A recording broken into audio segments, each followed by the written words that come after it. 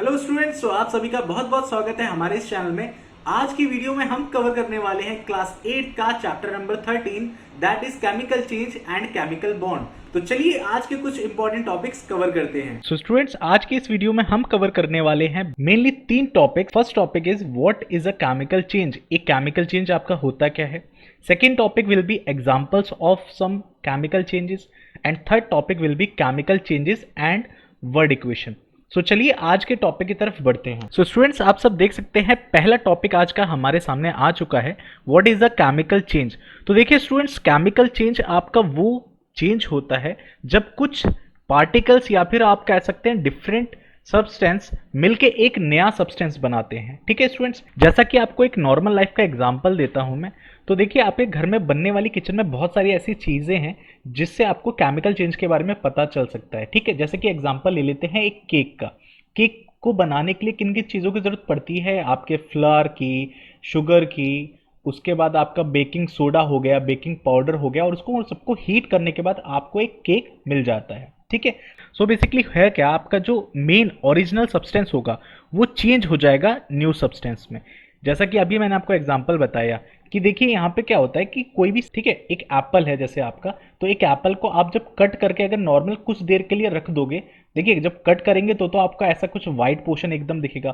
थोड़ी देर के लिए इसे आप छोड़ देंगे तो आपको थोड़ा ना थोड़ा ब्राउनिश दिखेगा पार्ट इसमें। तो स्टूडेंट्स, होता क्या है बेसिकली, ये क्या है, ये भी आपका एक एग्जाम्पल है केमिकल चेंज का। जिस तरीके से एग्जाम्पल एक और मैं आपको देता हूं कि देखिए आपका ये जो आयरन है, कीले हैं, ठीक है, इसको अगर आप कुछ दिन के लिए ऐसे ही छोड़ दें तो ये क्या होगा, हवा ऑक्सीजन के साथ मिलेगी और जो एटमॉस्फेयर में आपका मॉइस्चर होगा, ठीक है, उनके साथ मिलके क्या हो जाएगा, थोड़े दिन में आपको देखने के लिए मिलेगा कि इसके ऊपर जंग लग चुकी है, जिसको हम बोलते हैं इंग्लिश में रस्ट। और ये जो प्रोसेस होती है पूरी इसके ऊपर जंग लगने की, उसको कहते हैं रस्टिंग। ठीक है स्टूडेंट्स, तो ये भी क्या है, आपका एक केमिकल चेंज है। सबसे नॉर्मल एग्जांपल केले। ठीक है, केले क्या है, आप अगर रखे रहने दोगे कुछ दिन बाद देखोगे, पहले लाओगे एकदम फ्रेश दिखेंगे आपको, ठीक, कुछ दिन बाद अगर आप देखोगे तो एकदम ब्लैक ब्लैक ये हो रहा है। ठीक है, ब्लैक है, ब्लैक आपको देखने के लिए मिलेंगे। तो ये क्या है, आपका एक केमिकल चेंज होता है। ठीक है स्टूडेंट्स, इनके अंदर कुछ ना कुछ डे बाय डे अगर आप देखो रिएक्शन होता रहता है, जिसकी वजह से आपको जो पहला सब्सटेंस होता है आपका और जो बाद में कुछ दिन बाद आप देखते हो उनके बीच में फर्क दिखता है। इसी तरीके से यहाँ पे ये बोला है कि आपका जो ओरिजिनल सब्सटेंस होता है और कुछ दिन बाद जब उसमें एक केमिकल रिएक्शन ऑलरेडी हो जाता है तो वो आपको क्या बन जाता है, एक नए सब्सटेंस के तौर पे मिलता है। और उसकी कॉम्पोजिशंस जो होती हैं वो भी बदल चुकी होती हैं, और साथ में प्रॉपर्टी, जैसे कि आप ये सेब है, अब आप इसको पहले फ्रेश ला के खाओगे तो आपको टेस्ट थोड़ा अलग लगेगा, काट के रखे रहने दोगे तो आपको टेस्ट थोड़ा सा डिफरेंट महसूस होगा, और देखने में भी जो इसका अपीयरेंस है आपको वो अलग लगेगा। ठीक है स्टूडेंट्स, सो देख सकते हैं आप सभी, आपके लिए अब मैं लाया हूं एग्जांपल्स ऑफ केमिकल चेंज। तो देखिए स्टूडेंट्स, आपके कुछ एग्जांपल मैंने ऑलरेडी पहले दे दिए थे स्टार्टिंग में ही, यहाँ पे एक और एग्जांपल दे देता हूँ सबसे इजी, रिपनिंग ऑफ मैंगो। तो देखिए जो आपका आम होता है जब वो फल पे लगता है, मतलब स्टार्ट में, तो वो कैसा होता है, ग्रीन कलर का होता है और टेस्ट उसका काफी खट्टा होता है। ठीक है स्टूडेंट्स, अगर आप उसको थोड़े दिन तक छोड़ दोगे ऐसे तो वो धीरे धीरे उसका कलर में भी चेंज हो जाता है, वो आपको रेडिश दिखेगा या फिर आप कह सकते हो थोड़ा ऑरेंज टाइप दिखेगा। ये जो आम है वो पक चुके होंगे, ठीक है, तो होगा क्या, पहले वो ग्रीन कलर का था, बाद में कलर भी चेंज हो गया। दूसरी चीज, पहले वो खाने में आपको खट्टा लगेगा और पकने के बाद वो आपको मीठा लगने लगेगा। ठीक है, तो कहने का मतलब क्या हुआ, इसमें भी क्या हुआ, आपका ओरिजिनल सब्सटेंस पहले कैसा था, अलग था, and after the chemical change या फिर आप कह सकते हो केमिकल रिएक्शन, वो कैसा हो गया, बदल चुका है। और ये हमें कैसे पता चलेगा कि इसका एक केमिकल चेंज हुआ है, देखिए ये हमें इस तरीके से पता चलेगा क्योंकि इसकी प्रॉपर्टीज में भी क्या आ चुका है, बदलाव आ चुका है, जैसे कि इसका कलर चेंज हो चुका है, इसका टेस्ट बदल चुका है। ठीक है, अगला एग्जांपल है आपका melting of ice. Melting of ice आपका केमिकल चेंज कैसे है, देखिए पहले वो क्या होता है, एक सॉलिड आइस क्यूब होता है, ठीक है, ये क्या होता है आपका, ये सॉलिड फॉर्म में है, और ये जैसे ही पिघलेगा तो क्या बन जाएगा, ये आपका लिक्विड फॉर्म में बदल जाएगा। सो यहाँ पे वो कैसा था, ठोस था, और यहाँ पे वो कैसा हो जाएगा, फ्लूइड फॉर्म में। अगला है आपका बॉइलिंग ऑफ वाटर। तो boiling of water chemical change कैसे है, देखिए एक जो पानी है उसको आप किसी भी कंटेनर में रख देंगे और उसके बाद उसको हीट ऑन कर देंगे, ठीक है, उसको, तो धीरे धीरे क्या होगा, इवेपोरेट हो जाएगा और आपके एटमॉस्फेयर की गैसेस में मिल जाएगा। ठीक है, इसी वजह से ये क्या है, लिक्विड से गैस फॉर्म में कन्वर्ट हो रहा है, इसलिए ये आपका केमिकल चेंज है। Dissolution of salt in water, तो इसी तरीके से नमक को अगर पानी में आप घोल दोगे तो वो भी आपका केमिकल चेंज है। बनाना, जो आपका केला है ना, जो पकता है, जैसे आपका एग्जांपल यहाँ दिया ही था, ये देखिए थोड़ा ब्लैकिश इन कलर होने लगेगा, तो ये भी आपका केमिकल चेंज है। फ्रेग्रेंस ऑन रिपनिंग फ्रूट, जो महक होती है ना फल को पकने के बाद, वो भी बदल जाती है स्टूडेंट्स। अगर वो पकते पकते इस तरीके से हो जाए तो कभी कभी सड़ भी जाता है, तो फिर एकदम बेकार सी महक आने लगती है उससे। डार्कनिंग ऑफ कट पोटैटो, अब यहाँ पे डेली लाइफ का एग्जांपल ये आप करके भी देख सकते हो। जो आपका आलू होता है, तो आप उसको अगर कट करके थोड़ी देर रख देते हो ना, तो उसमें भी आपको देखने के लिए मिलेगा धीरे धीरे धीरे वो थोड़ा सा ब्लैकिश इन कलर हो जाएगा आपका, तो वो भी आपका क्या है, केमिकल चेंज है। अगला है bursting of an inflated balloon, एक गुब्बारा जिसको आप हवा भरते जा रहे हो, हवा भरते जा रहे हो और आगे चल के बस्ट हो जाए, मतलब फट जाए, तो वो भी आपका एक केमिकल चेंज है।